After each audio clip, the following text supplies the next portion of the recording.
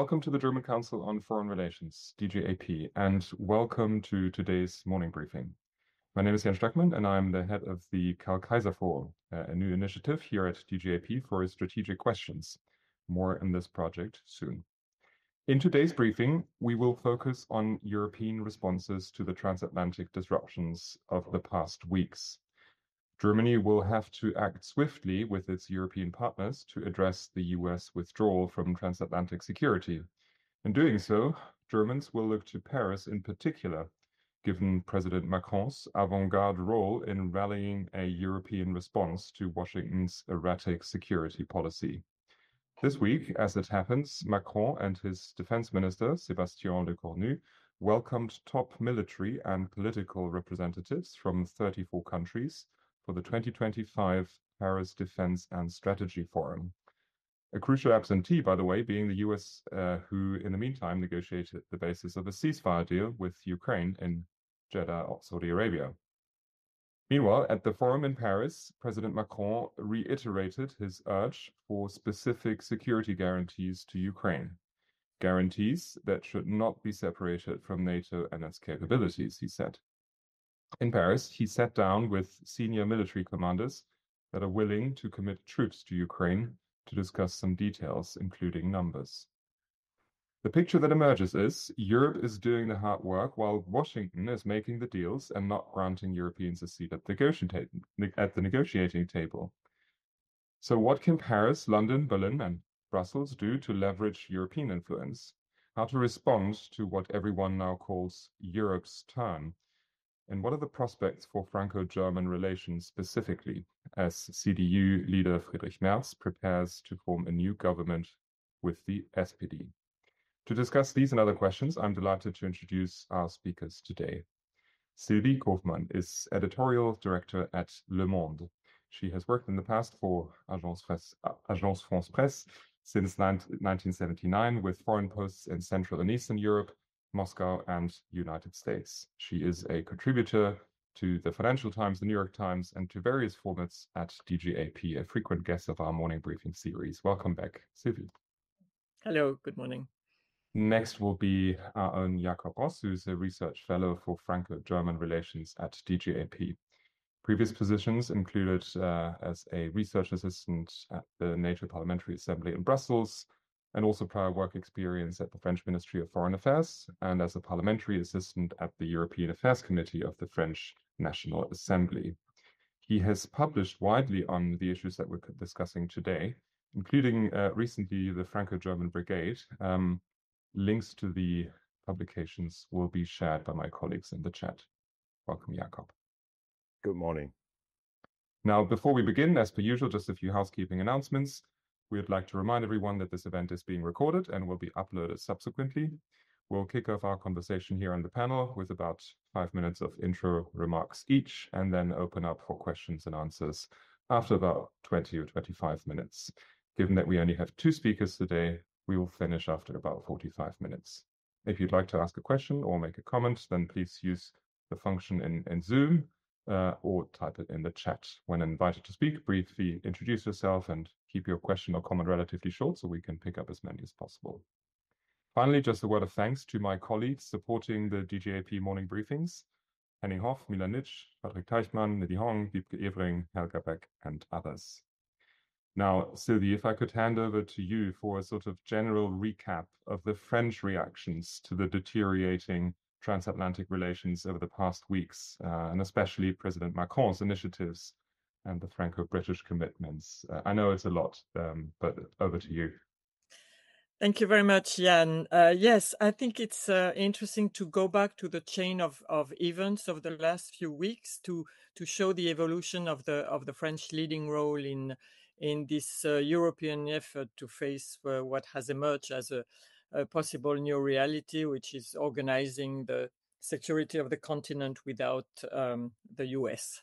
So we have that week of the Munich Security Conference which actually started in Paris with the AI Summit, where J.D. Vance already made a fairly aggressive speech. And also you had in Kiev, the Treasury Secretary Scott Bessent of trying to make Zelensky sign a deal on minerals, which Zelensky actually refused at that stage. So in reaction to those to that week and JD Vance speeches, there were several high-level meetings and summits since then, which have been organized in various formats, and that's quite interesting. Of this, that's an interesting aspect of these developments, which is that we are not having this usual 27 EU format. We are trying to find, there's a lot of innovation and creativity in trying to find the right size or composition of coalitions. But they all have one goal, which is show Trump that Europe is taking measures to reinforce its security and increase its defense spending. Not only to save the to try to save the transatlantic bond, but also to keep Ukraine alive and to build a more autonomous European defense. And this is very much in line with the French policy. So those formats include, there's one constant thing, which is that they include working with the UK, which are out of the EU now, and also trying to avoid divisions, which means mostly keeping Hungary out of the process. So this starts with, in February 17, this emergency meeting called by the Élysée of about 10 countries. It's a kind of very quickly put together ad hoc coalition, and it also includes the NATO General Secretary, Mark Rutte, and the leaders of the European Union.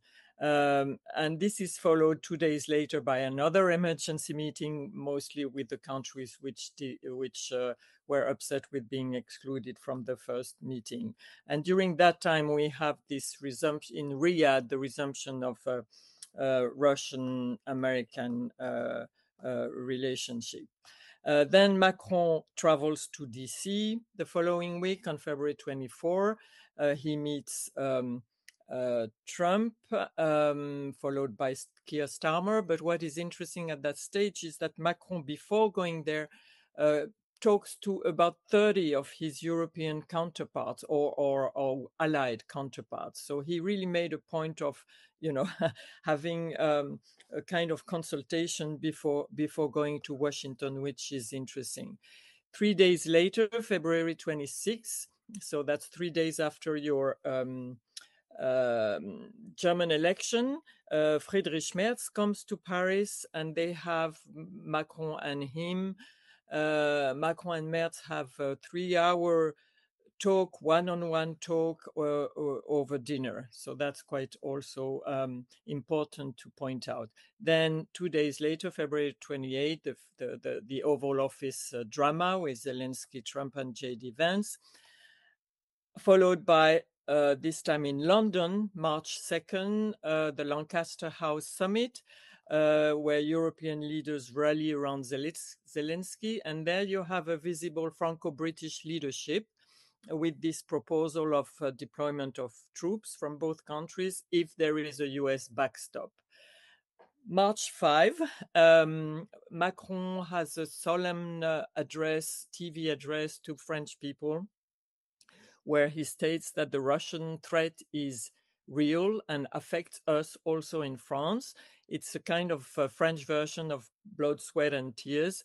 And also, with what is notable is that he says that he will open a strategic dialogue with European partners on extending the French nuclear deterrent.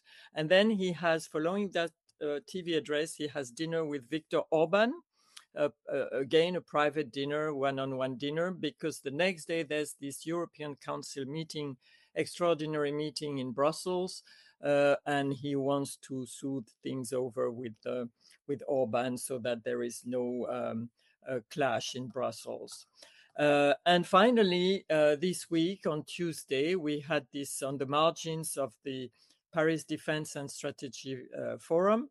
we had this quite extraordinary meeting of 34 joint chiefs of staff of armed forces of 34 countries at the invitation of France, most of them NATO members, without the United States, who were not invited. And I think this is really quite a new thing for all of us. And that very evening, on Tuesday night, the Ministers of Defense of France and the UK, so Sébastien Lecornu and John Healey, had dinner with the two joint chiefs of staff, General Burkhardt and Admiral Radakin. Sorry. So that's, you see, all these things going on again in very different format. And finally, yesterday we had a meeting of the Minister of Defense of the so-called E5 group: France, Germany, UK, Italy, Poland, to show unity on military support for Ukraine, while talks over a possible ceasefire are starting without European participation, those talks. And they agreed that, they pointed out that no demilitarization of Ukraine would be acceptable. Lecornu said that there's a large consensus in Europe to reinforce Ukraine's military capabilities as the best long-term security guarantees.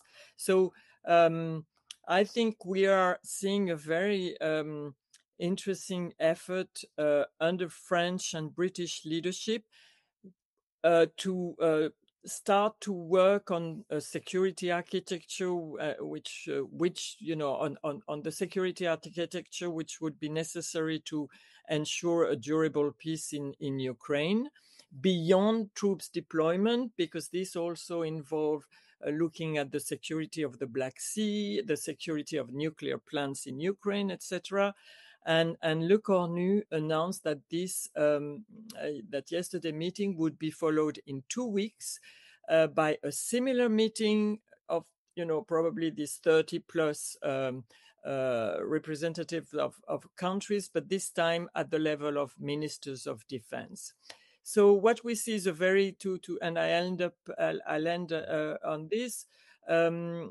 We see a very active France, but in close cooperation with the British, because these are the two biggest military powers at the moment, and they are both also nuclear powers, and also waiting for Germany to get its government going and being able to participate, in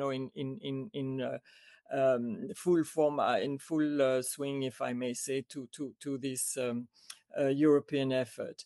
And I think what we also see on a more personal level is a different Macron, because he's very much, in the action, but he's more ready to cooperate with France's partners. It's not one of those solitary adventures as he sometimes did. He really knows this time that it is important to have a concerted effort, and it shows that I think in France, you don't have a kind of I told you so moment. You could have feared this, because there's in a way this strategic autonomy approach that Macron has been pushing since 2017. In fact, is now vindicated. But there's no, even though everybody's talking about a Gaullist Europe or whatever, there's no.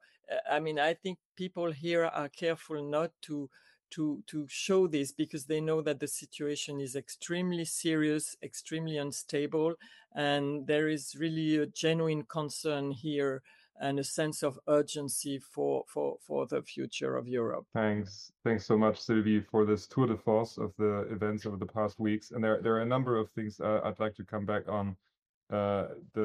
The new friendship between Merz and Macron, the issue of nuclear sharing that you highlighted, and also the expectations for this new various formats of coalitions of the willing 30 plus groups, etc.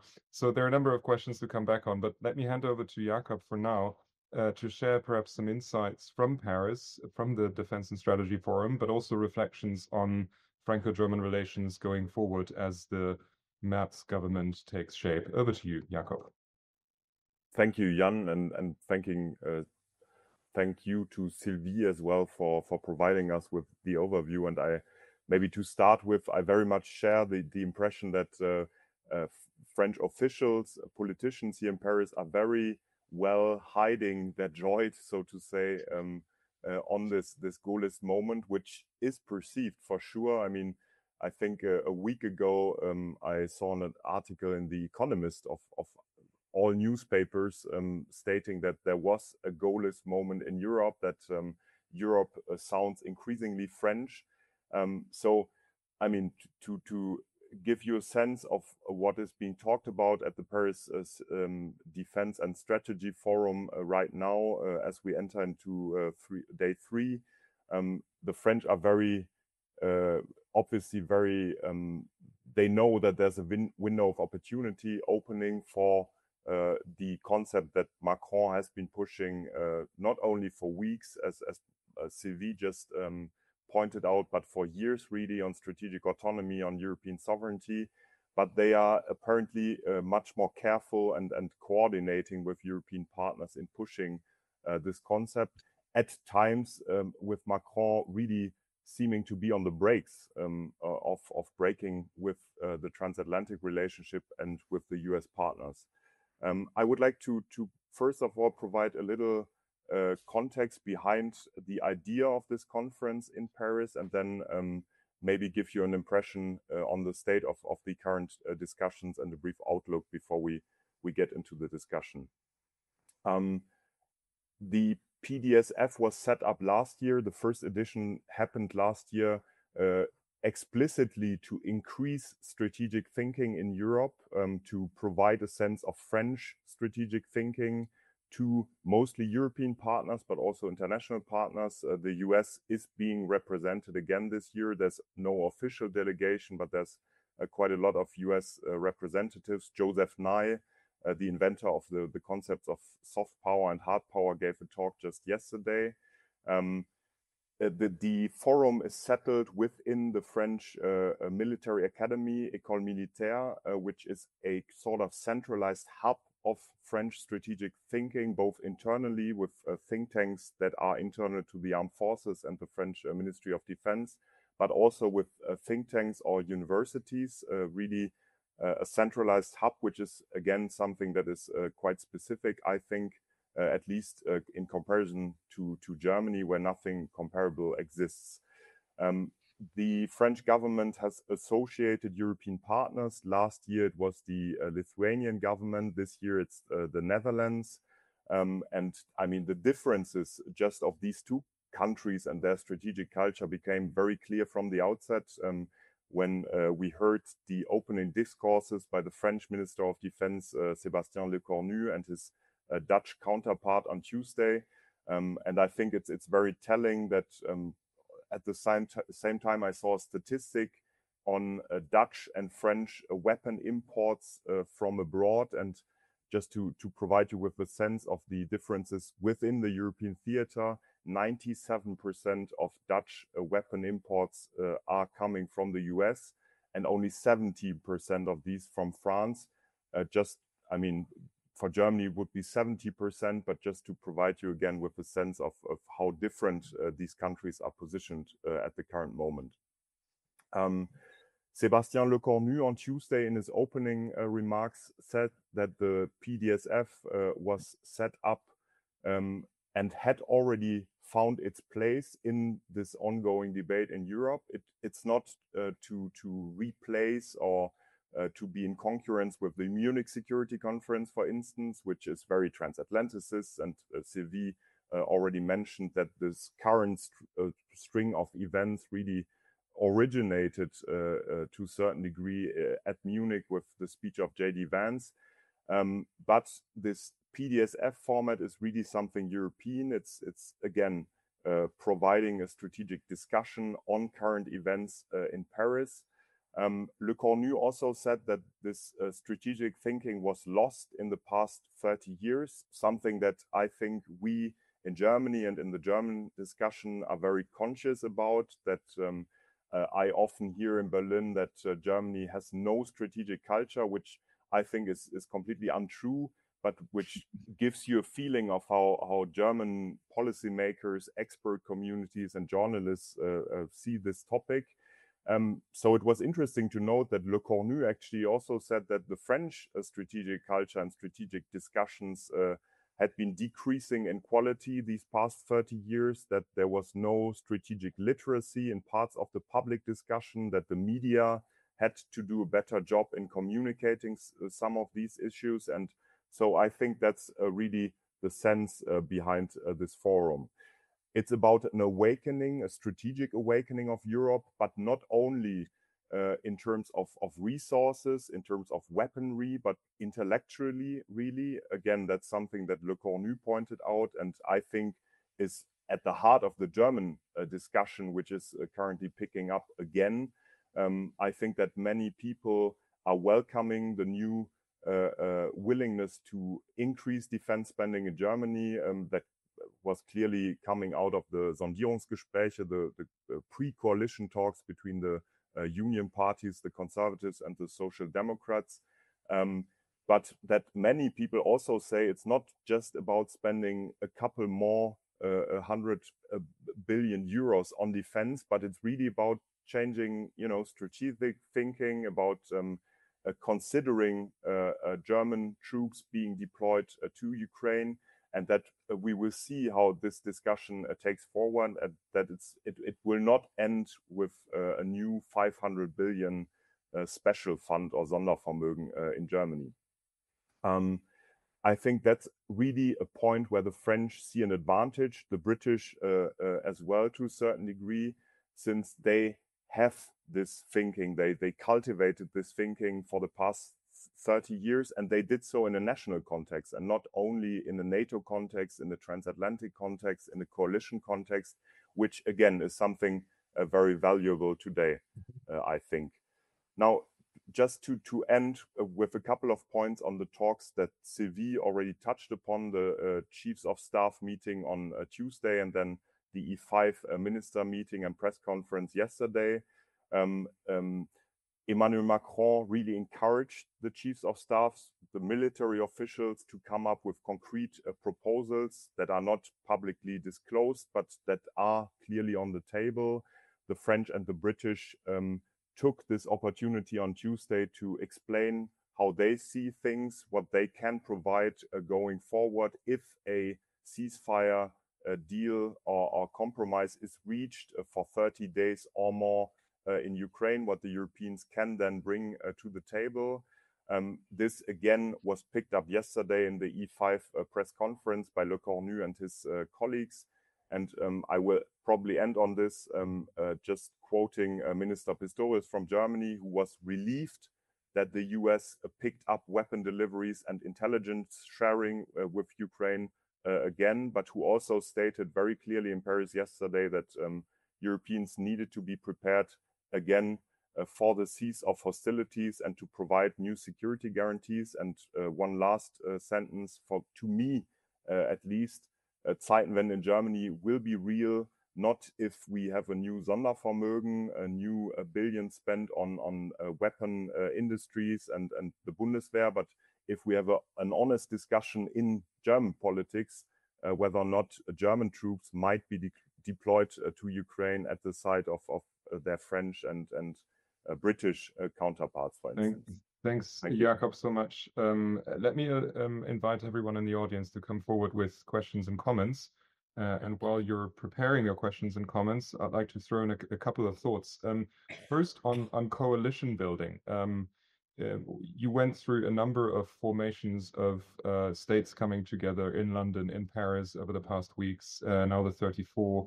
So I wonder if the Paris Forum on Strategy and Defense has done anything that can help us understand what the future crucial European coalition will really be. Do we have a name for it yet?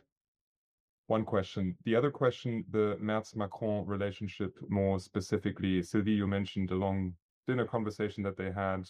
Politico, I think, headlined today that they have the potential of reigniting Franco-German leadership in Europe. So I wonder what you make of the prospects of that relationship in particular.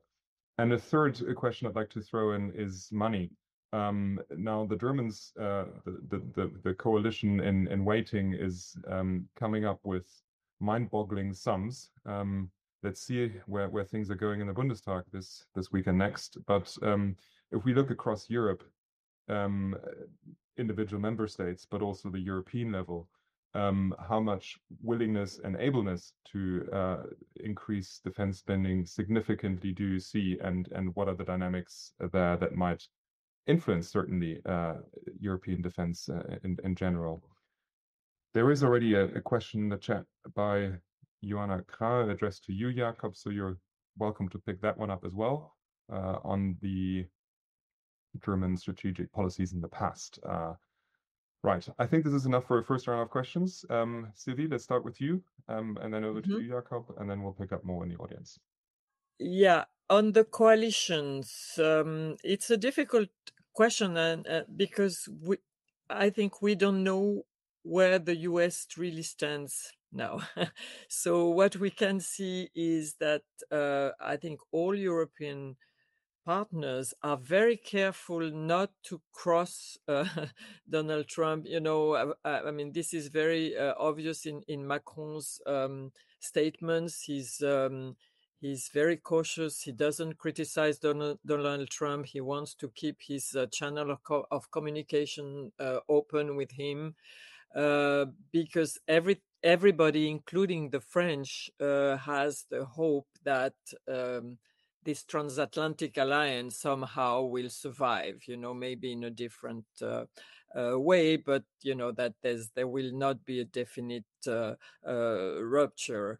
So as long as you don't know for sure what will the American involvement in NATO will be, I mean, will NATO survive as it is, or how do we have to consider a European NATO? There's a lot of talk about this, you know, which is more than European pillar of NATO. I mean, it's difficult, but what we see emerging, at least for now, is really this Franco-British common endeavor to try to organize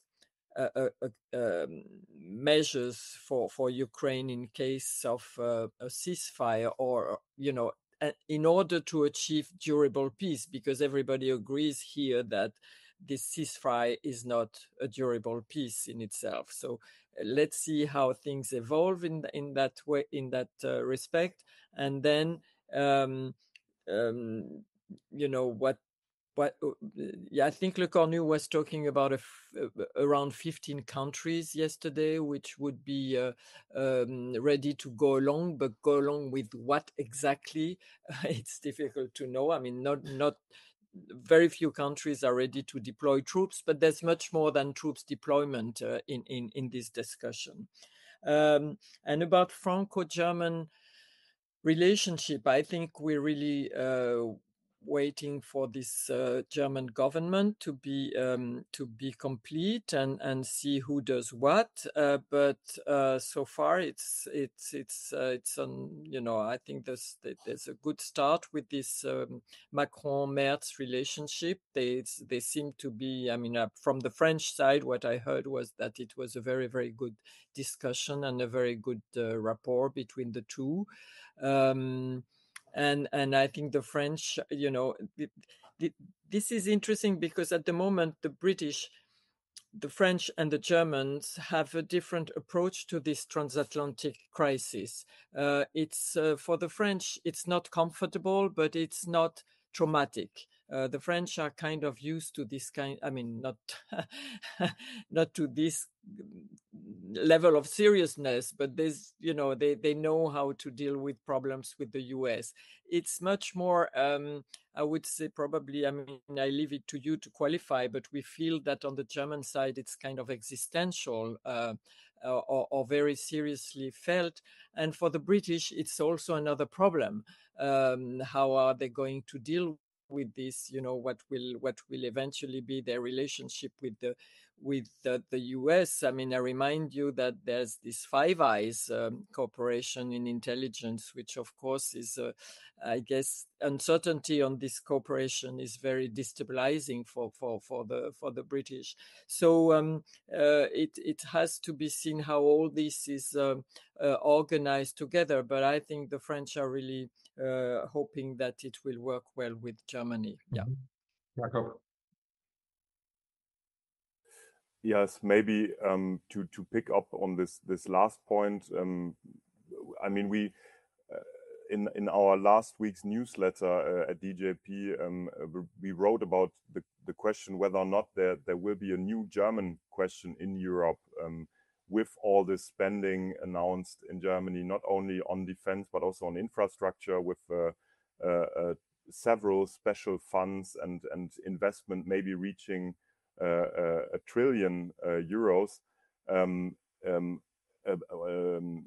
And I think it will be very telling how Merz is willing to Europeanize this spending, because I mean, still in France there's a lot of expectations. There has been, prior to the German elections, that they are still alive, that this spending will happen to a certain degree on the European level.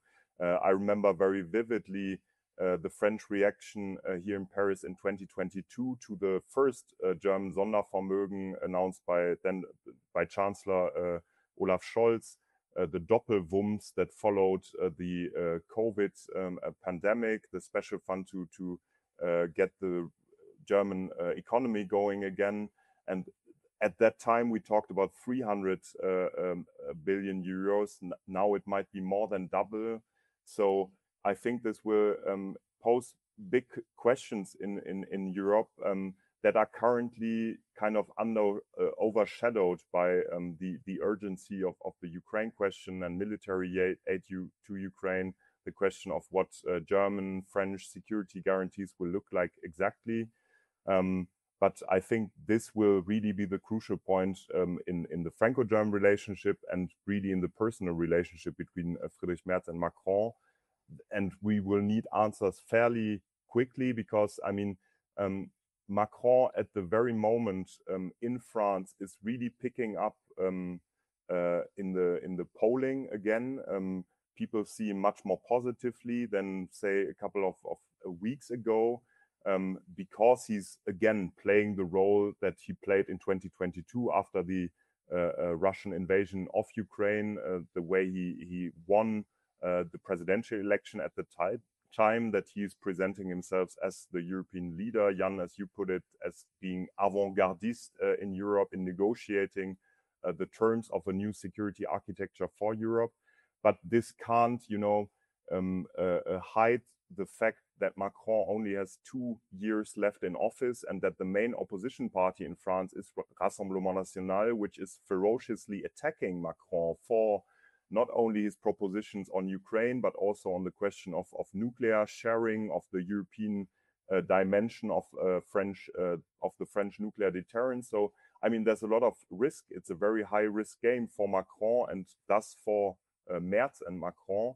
And then maybe a quick point on the question in the chat on strategic priorities, German priorities in the past. I think that, again, when the French are talking and officials are talking about strategic thinking in Europe and the need to decouple to a certain degree from the US going forward, they really talk about Germany most of the times.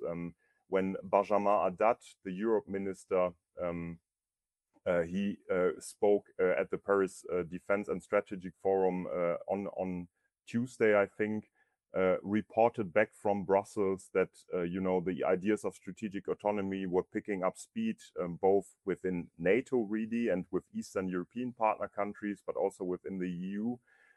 He's also signaling towards Germany that this is the expectation right now, just because not only the French, but really every international partner of Germany these past years got the impression that Germany lacks strategic thinking on its own, on a national level to a certain degree.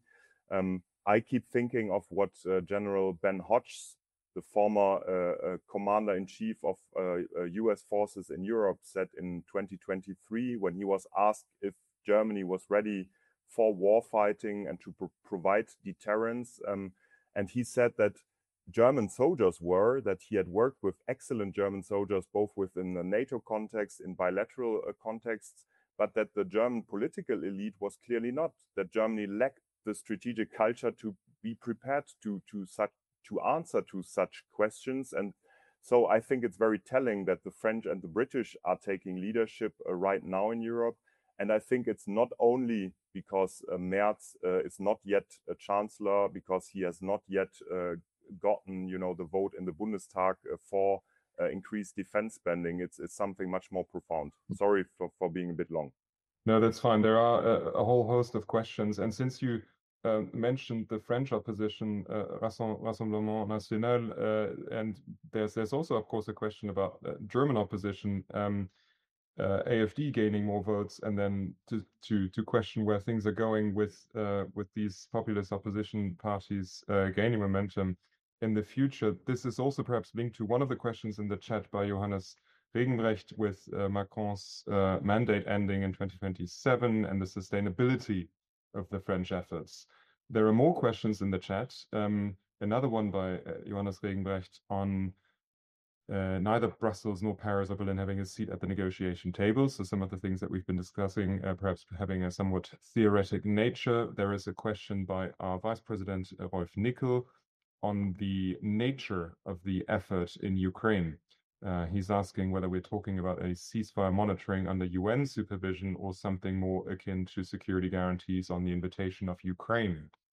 There is another question on the role of China in the chat, but I would also like to pick up two hands raised here in person.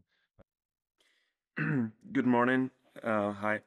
Maximilian von Linden, student of International Affairs at Hattie School. And my question is towards Sylvie Kaufmann. We haven't talked yet about the industry's role in all of that. So if Germany and France really want to reestablish a new Franco-German engine in terms of defense, they also need to do that on a defense industrial basis. And given the state of major projects like FCAS or MGCS, I'm not too sure if there's already enough speed in that, so to say. I was wondering if you have any insights on that. Thanks a lot. And now I think you are unmuted, Hans-Jürgen. Over to you. Yes. Sylvie underlined that there's one constant element that Macron always includes Great Britain. If you hear and read what some German thinkers like Wolfgang Ischinger write, he thought of centered the question of the European Defense Union around France, Germany, and Poland. What role does Poland play in French thinking? And are there any ideas about the structure which sort of would keep France and maybe some other countries in the driver's seat to not have the problems we have in the European Union today, where we can't get any decisions on important questions? Thanks so much. Okay, so we've got a whole line of questions: Poland, Ukraine, French and German opposition, China, and many more. I'll leave it to you to prioritize and pick in the few minutes that we've got left. Perhaps we start with Jakob this time, and then over to you after that, Sylvie. Thank you, Jan, and thank you for asking many questions as well. Maybe to start with the question on Macron's mandate ending in 2027, I would totally agree that has been a shadow on Franco-German relations for a while now. I remember vividly many discussions, closed door and public, before US elections happened, where the French side was pushing German officials to think about plan Bs, to to prepare for a second Trump presidency, to be ready for what might be coming and has now come, really.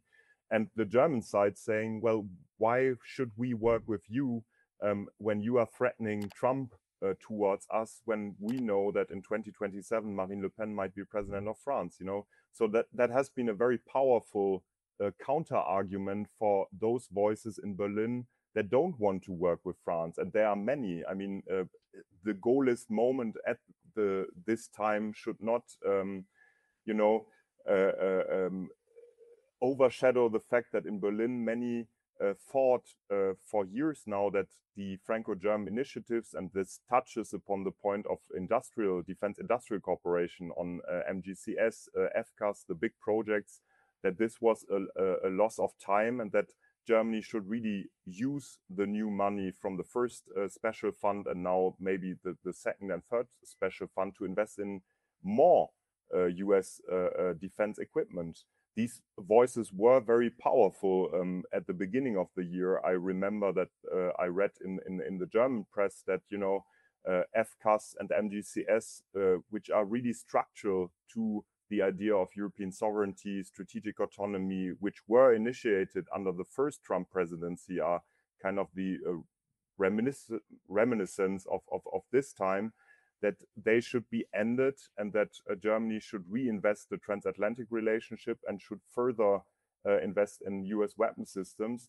This has now changed, obviously, and I think that, I mean, from the beginning of the year, we saw some positive signs. We saw the signing of a new concluding agreement on the main ground combat system. So the Franco-German project for a terrestrial system of the future. There's now a Franco-German common project group which will be seated in Cologne. So things are going forward, and I expect, at least from my perspective, that these projects will accelerate in the coming months, just because the change in the German discourse has been so profound. And just maybe one last note on this, I find it very interesting that some commentators now seem to see Merz as the one that is really driving the decoupling of the Europeans, the Germans,